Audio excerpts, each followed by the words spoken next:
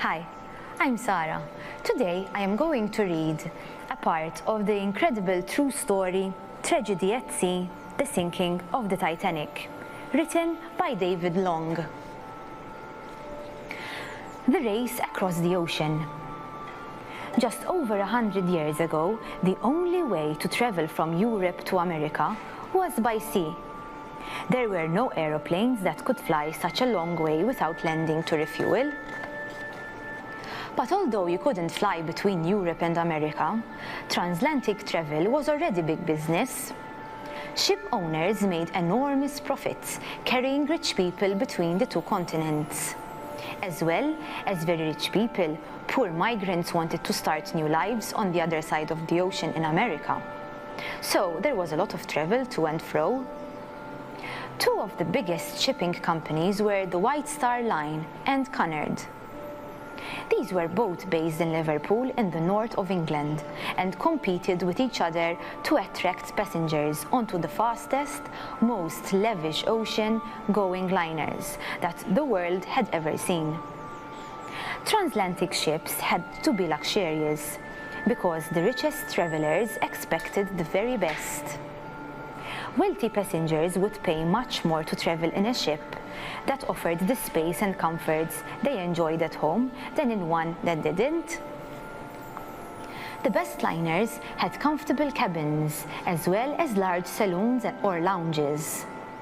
Their elegant restaurants served fine food and wine, and some of the ships even had swimming pools and libraries where passengers could relax during the long voyage. Speed was also important. Crossing the Atlantic by ship could take a week or more. Passengers on even the most luxurious liners wanted to get there quickly, especially if they were traveling on urgent or important business. The ship that made the fastest crossing could win a prize called the Blue Ribband. White Star and Cunard were both determined to win. Both companies knew they could charge even more for their most expensive cabins if they could prove that one of their vessels could reach America in less time than it took their rivals. For many years, the record for the fastest speed passed between different shipping companies.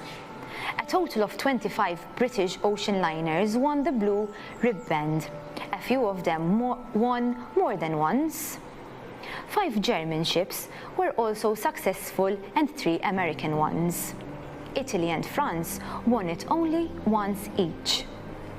The competition between the companies was extremely fierce, as first one captain and then another raced to break the record. Cunard looked like it was about to move into first place in 1906 when it launched 2 huge ships called the Lusitania and the Mauretania. The company said that these 2 ships were faster and more luxurious than any of the ones operated by White Star Line. They were right. Both ships went on to win the Blue Ribband. The Lusitania managed to break the record an impressive 4 times, and the Mauretania held on to it for nearly 20 years. The Mauretania was also the biggest ship ever built anywhere in the world. The White Star Line was desperate not to be left behind. They had already won several Blue Ribbons, and Joseph Bruce Ismay, the head of the company, decided that he didn't need another one. Now, he didn't want to make his ships faster, he wanted to do something different. Ismay was sure that the best way to compete with the giant was to build 3 new ships that were bigger than even Lusitania and Mauretania. Ismay wanted to offer his passengers more space, more comfort, and even more luxury than they would find on any Cunard's ship. In 1907, Ismay had a meeting with Lord Pirrie, the boss of an important shipyard in the north of Ireland. For nearly 40 years, most White Star Line vessels had been built at Harland and Wolff's shipyard in Belfast. And over dinner one evening, Ismay told Pirrie he was thinking of ordering 3 gigantic new ones. He wanted to call them the Olympic, Britannic, and Titanic. If you're into true stories, I highly suggest you read this one because it is really interesting. Goodbye.